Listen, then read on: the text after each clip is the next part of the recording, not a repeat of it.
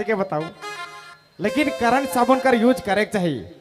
कल के भाई कतनो काजर पाउडर लगाओ, क्रीम लगाओ, ऐसा डांस हुई तो भैया सब कुछ फेल है।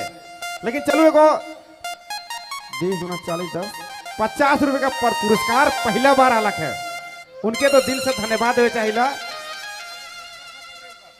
समझ गए ना? तो बात ऐसा है, जब भी भाई है एक बार चलो, एक बार फिर से हमारे मन झूमिला, उकर बाद होगी पैराग्राफ चेंज।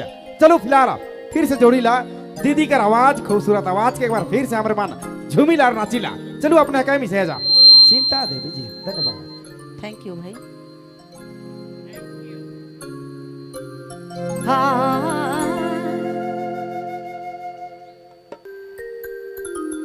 हाँ तो अच्छा ठीक है।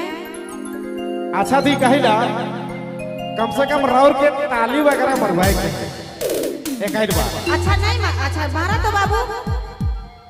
नहीं नहीं डांटले ताली मारा ना, जोर से रगड़ के डांटा अपने तब ताली मार मारा।